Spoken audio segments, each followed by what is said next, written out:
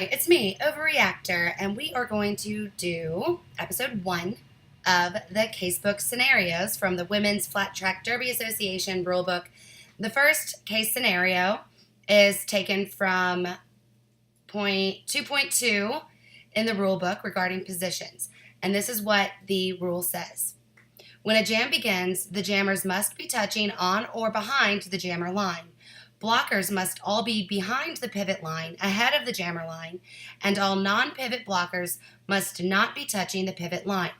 If either pivot lines up touching the pivot line at the jam's start, all non-pivot blockers must be behind that pivot's hips.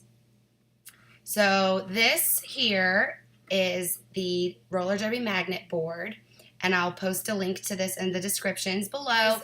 Pivot has the line, jammer has the star, and here are the blockers for each one. So this is the jammer line. Up here is the pivot line, so the pivots are allowed to be there. Okay, so in this scenario, C2.2.A, the scenario is, okay.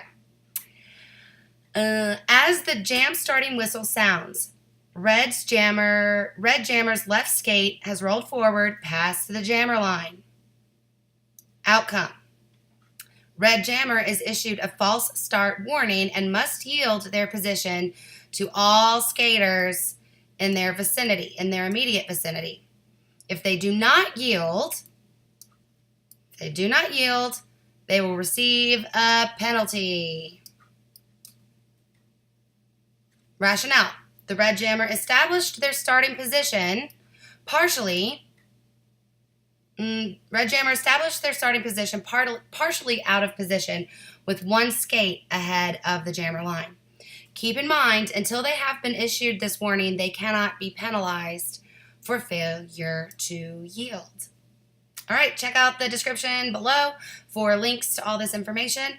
And keep that in mind when you are playing or watching or reffing or officiating derby.